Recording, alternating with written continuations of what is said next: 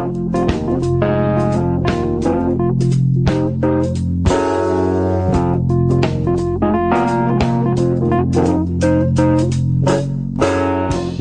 to the Robert Wenzel Show. Please stand by for Robert Wenzel. Hello, everyone. Welcome to the Robert Wenzel Show. I'm Robert Wenzel. My guest today is John Whitehead, who is an attorney and author who specializes in constitutional law and is a prominent leader in national dialogue on civil liberties and human rights. He's the founder of the Rutherford Institute, which he founded in 1982, which is dedicated to the defense of civil liberties and human rights. And he's out with a new book called A Government of Wolves, The Emerging American Police State. John, welcome to the show. Hey, thanks for having me on. John, I finished your book, and it looks like we're in pretty scary times. Can you give us an overview of what's going on and where we're headed? Creepy, that's the thing I've been telling people. This is the first time in my career, and I've been at this almost 40 years, that I'm creeped out by what I'm seeing happening. But I think the National Association revelations should have be a wake-up call to most Americans. The fact that the National Security Agency is, with their massive computer systems, are downloading anything you do digital, anything electronic. If you're doing banking electronically, they have access to your records and probably do have those records. I was actually told by a former NSA agent of many years who just retired. He came by to see me, and he said that the NSA is downloading 1 trillion bits of information from the Internet every month and more, in his opinion, which means emails, text messages, Facebook posts. And I can go into a few of the cases we've been involved where the government's actually sneaking and watching what people are writing or doing electronically. But that's scary. There are 80,000 SWAT team raids occurring across the United States now annually, and that's increasing, by the way, where black armed troopers and assault vehicles are going through people's doors. A high percentage of those are for misdemeanors. In my day, when I was younger, one cop would show up at the door most of the time with a search warrant. But they don't do that anymore. They hold these SWAT team raids in the middle of the night. People are getting shot. As I show in my book, in Detroit, Ayanna Jones was asleep on her couch with a princess blanket. 7-year-old kid. The police did one of those midnight SWAT team raids and crashed through her door, and one of the cops' guns went off and shot her while she was asleep and killed her. Her father runs out of his bedroom crying. They slam him face down on the floor in her blood. The person, they were at the wrong address. The person they were looking for was upstairs in an apartment building. But we're seeing that. I mean, the things you don't see in the mainstream media, that's all we do at the Rutherford Institute is research these issues. And our research indicates that we moved into essentially what I call an electronic concentration camp. Anything you do out there is being watched, and it isn't crooks or terrorists. It's average Americans. Mm-hmm. And John, I think one of the things at this point is the general population doesn't realize how dangerous this is. I mean, one of the key things I think Snowden pointed out is that we've got what's being built is a turnkey tyranny. So as bad as it is now, if you get a really bad guy in there, the whole operation is set up to really make life difficult for all of us. I oppose a lot of things George Bush was doing. They were reading people's mail. This is not terrorists, but average Americans. Mm-hmm. Doing sneak and peek searches under the Bush administration where the FBI would go into people's apartments and houses and search them to see if they could find incriminating evidence without search warrants, by the way, and not telling people they were even there, downloading stuff off of people's computers. Well, I opposed all that. I said, this is bad. But under President Obama, it's just accelerated. I don't think you're ever going to get somebody that looks mean or nasty as president. Before I wrote this book, I had all the ideas and the chapters outlined, and then I just got a few quotes I'd seen from different writers over the years. So they were basically about former regimes. So I went back and looked at the Soviet Union and the Nazi Germany, and it was amazing when I found out that Hitler came in. He was very, very popular. He was hope and change kind of slogans, and people loved him because he got people back to work. He, not a lot of SWAT team raids or anything like that. He got community watches set up where people turned in other people for minor crimes. They put them in concentration camps. What shocked me as early as 1933, there were articles running throughout Germany on the Auschwitz, the notorious concentration camp. That was 12, 13 years before Hitler was shot or killed or whatever happened to him. But people knew that was going on, just like today. I mean, SWAT team raids and stuff like that. What I find, most Americans are not alert. Right now, everybody's focused on the royal baby or whatever. Those kind of distractions, can be very, very dangerous if that's what your focus in life is. And the other thing that I see is we don't know our rights, our Constitution. Most Americans have no idea what's in the Bill of Rights. As I emphasize, the Bill of Rights is only 462 words. Most people have never read it. Mm-hmm. It seems to me as though the mainstream media sort of tries to divert people, as you point out. What do you see is behind that? I mean, is it calculated, mainstream media doing this? Is it somehow the government sort of directing them in this direction? Or how do you see that coming about? Well, I think the mainstream media, even news, is there to entertain. And that's always a great danger, entertain bread and circuses in Rome. Again, we saw Nazi Germany. It was the most cultured country in the world. Great art, great movies. Many of the filmmakers during that time, when Hitler got crazy and was exposed, they came over to America and became, filmmakers here. And many of the artists escaped. So very much like America, they alive, but a lot of entertainment. Life that we see today on TV, the talking heads, where you can't, in my opinion, get information. Most programs, I've stopped watching network news because I've watched NBC, CNN, Fox, and it's just tough getting the news because there's just so much filler. Again, all the networks are obsessed with the royal baby right now. So anything can happen. And, while all these things are happening, government moves on. I mean, government's very good at moving programs into a position and stuff like that while the populace is distracted. So I don't know if government's directing it, but, the corporate entities that run the networks are making a lot of money off of making sure that we're entertained and we're looking at all the commercials they have. So too much bad news, people turn off, in my opinion, and they believe that to be true as well. Yeah. Here's a question I get asked often. People ask me, are there people within government or behind government that are pulling the strings, or do you see it more as an organic development just because the majority of people don't understand where these trends are heading? Are there bad guys behind the scenes? There are bad guys in government, there are good guys in government. The problem with government is that for so long, you have to go back into the 40s and the 1950s. In fact, the title from my book, A Government of Wolves, comes from Edward R. Murrow, the great CBS newscaster who fought Joseph McCarthy when the FBI was rounding people up for who, if you knew somebody, the wrong person, you got rounded up and questioned, maybe put in jail. Well, he said, this is his quote, "A nation of sheep begets a government of wolves." So we have a government of wolves, but the reason is we have a nation of sheep. And, this has been going on a long time. We've had all kinds of warning signals in the 1950s, the 1960s. You had the FBI tracking, wiretapping Martin Luther King and the civil rights activists. Why? Because they wanted equality for African Americans. The FBI collected 17,000 pages of information on Martin Luther King to discredit him. Again, an activist, John Lennon, the Beatle, a huge file of the FBI. They followed him everywhere and tried to intimidate him because he was anti-war.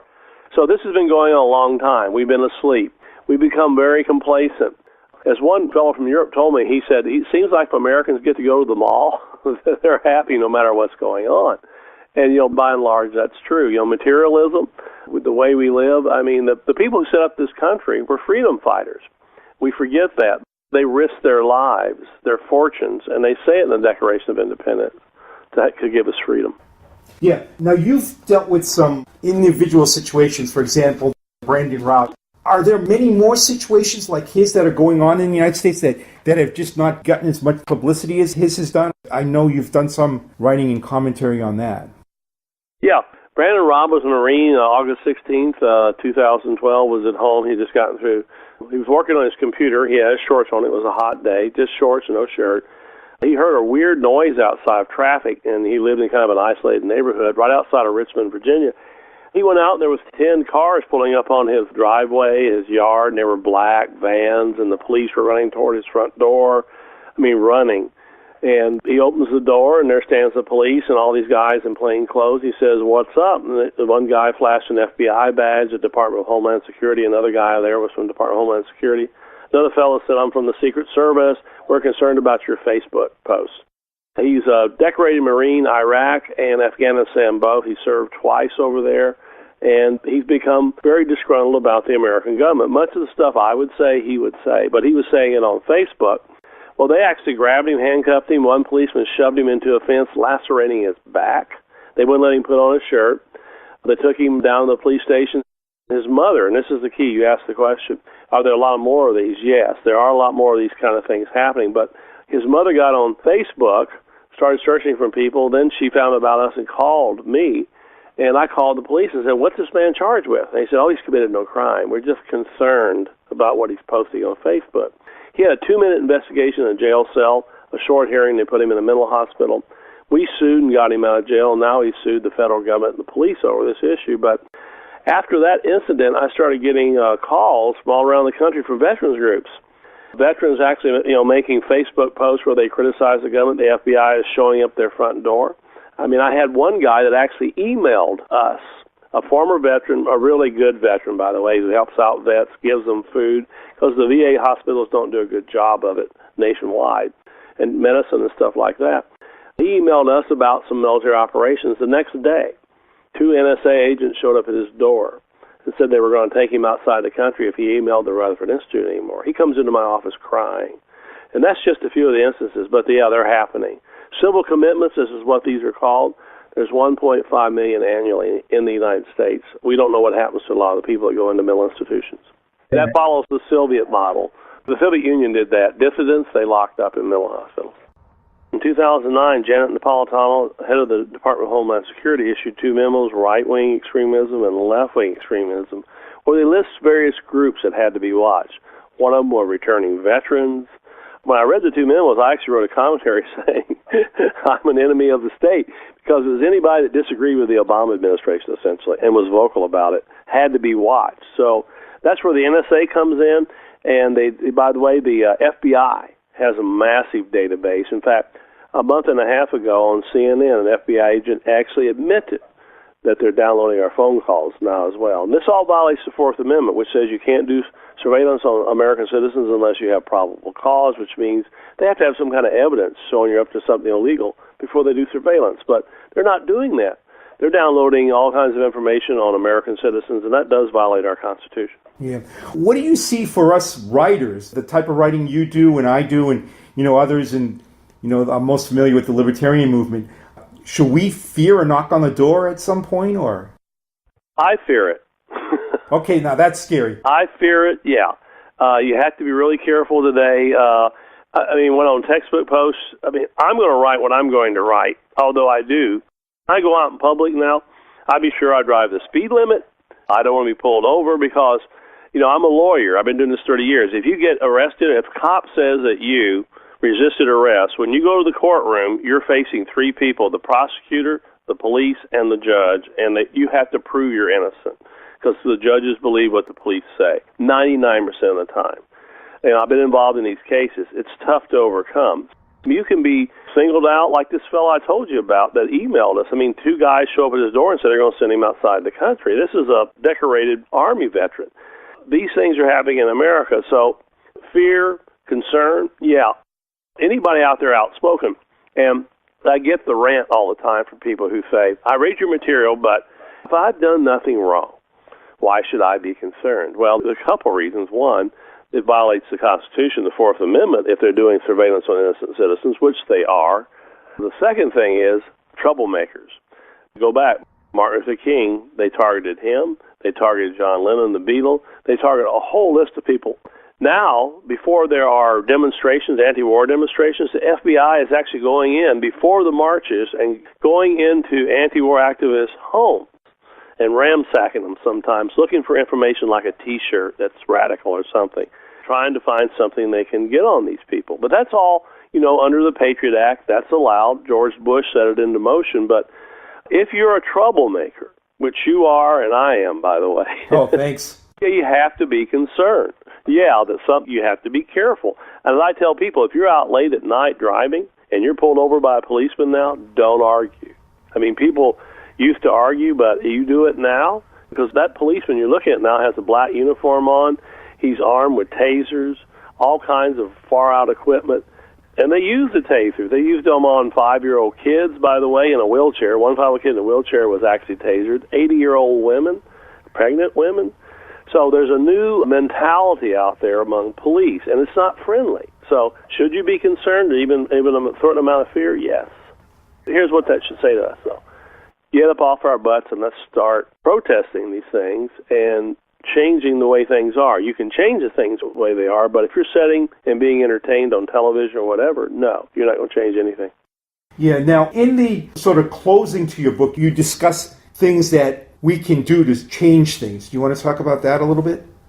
Yeah, again, I use Martin Luther King as the model because I think we're at that point in our lives. He saw that the way things were, they were unlawful. I mean, you had American citizens here, and they were treated unequally. They were being hanged, killed, beaten, just because they might want to go into a lunch counter and eat with white people.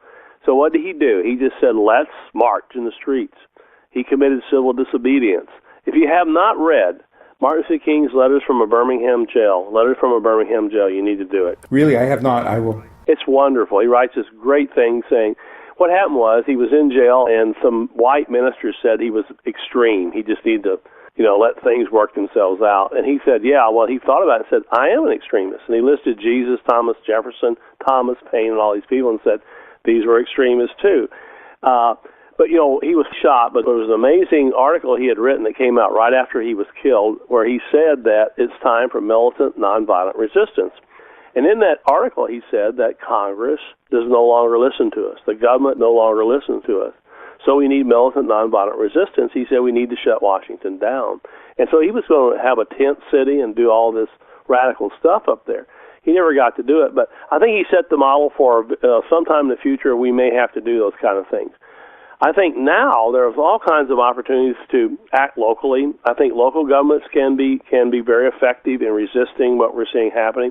For example, if you hear of a SWAT team raid in your community, get your friends together, form a committee, and go down to city council, have that condemned, and have that investigated. It'll slow the police down some. So you can act locally, can be very effective. Washington, D.C., they're not listening. I know that. But you can hammer your representatives, emails, and those kind of things. But to give an example, drones are coming. We haven't talked about that in 2015. They'll be flying all over the United States. Some of these drones will have lasers, tasers, scanners. They'll be able to see through the walls of your home and record that information.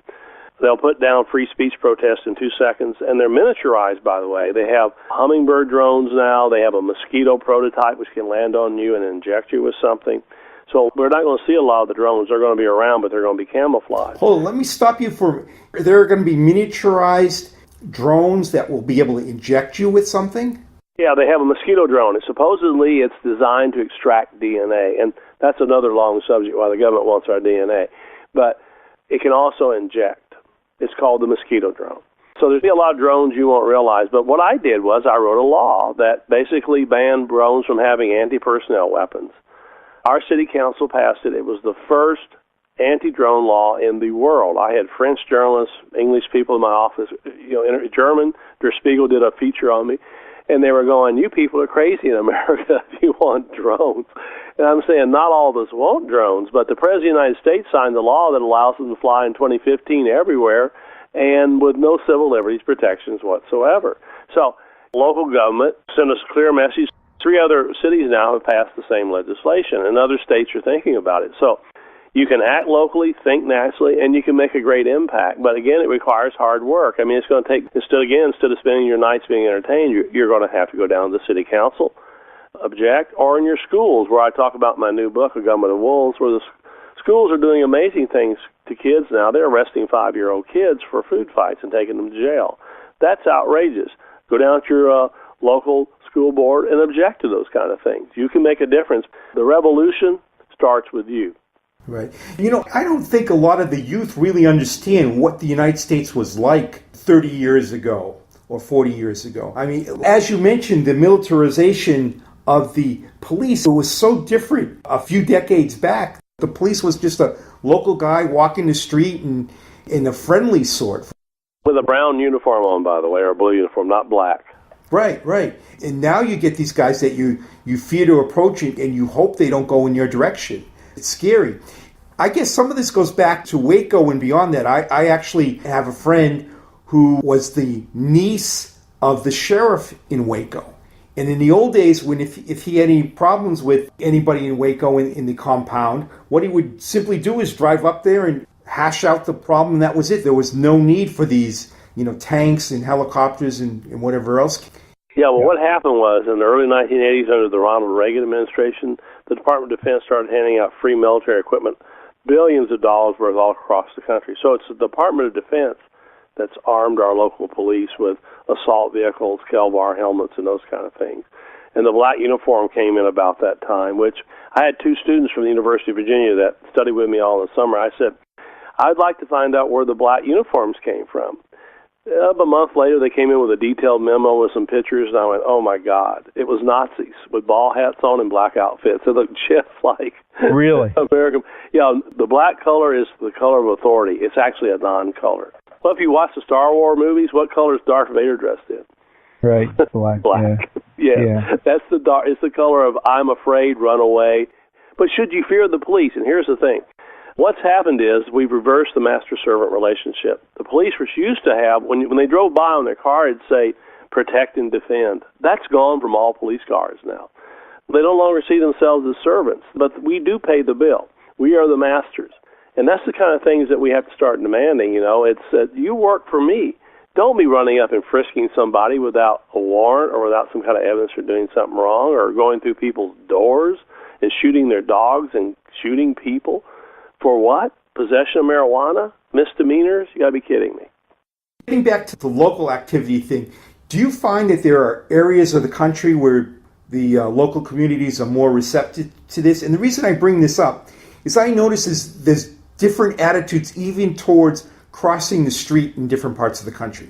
You can cross against a red light or a don't walk sign in New York City in front of a cop, and he's not going to bother you. Whereas in Los Angeles, downtown Los Angeles, I've seen people ticketed when there is no traffic, when there was no one on the street. I saw a jogger get pulled over once at 6 a.m. in downtown Los Angeles. There wasn't any traffic anywhere. The guy was just trying to, work out and get some exercise, and he got pulled over by a motorcycle cop. What I see, and I see this different, scenarios, but right. It depends on the people. Like here, when we passed our drone law, for about a year, I and the people I was working with at the Rutherford Institute, what we did is we just sent emails updating the city council on drones, saying how dangerous they could be. And they can be very, very dangerous, as I show in my book, The Government of Wolves. So about a year later, then I said, let's draft the law and see what happens. 3 out of 5 voted yes, and we got the law. But that took effort and work and planning, working with local citizens. Again, that's one of the plans in my book, The Government of Wolves. Get together with your neighbors. If you find a neighbor who's been treated badly by the police, get together, go down to city council, or it's going to happen to you. That's the thing. People liked Hitler. When they finally woke up, it was too late. They were standing in concentration camps. Those concentration camps, Auschwitz, were private prisons, and we have a huge private prison movement in this country. They made rubber products. They just worked people to death. So people finally woke up, but they were in the bad place at that time. All this equipment that you see police have and stuff, well, that's made by somebody. They lobby governments to outfit them with all these, drones. It's going to be a $30 billion a year industry. They're going to be everywhere. The aerospace industry wants it really bad, and Obama is basically a foil for the aerospace industry and the military. So, corporations aren't evil, but when they co-join with government, that can be an evil thing because corporations are there to make money. The government should be there to preserve our freedoms. Right, exactly. I mean, that's the libertarian perspective. What you need to shrink is government control and government interference, and then the corporations have no ability to get into any of these sectors or anything. But when you have government growing and corporations can fuel that, boy, that's a dangerous combination. The same thing in like the former regimes, even the Soviet Union. A profit motive drives a lot of things. I mean, and when we found out with the Brandon Robb case is that in these civil commitments, a lot of the doctors are connected to the pharmaceutical industry. They make a lot of money off of putting drugs and all the things through those hospitals. So that's partly driven by what we call big pharma, and it's very scary. John, thank you very much for coming on the show. John's book is A Government of Wolves, The Emerging Police State, a very important book. It should be must-reading for every American that's concerned about surveillance in the United States by the government, growing militarization of police and the government, and The Emerging American Police State, a must-read, A Government of Wolves by John W. Whitehead. John, thanks for coming on the show. Thank you, sir. Thanks for the good questions. Thank you for listening to the Robert Wenzel Show. This is Robert Wenzel. Be sure to check out my website, economicpolicyjournal.com, where I blog 7 days a week about economics, finance, politics, and liberty. Executive producer of the Robert Wenzel Show is Chris Rossini. Head of editing and mastering is John Daubert.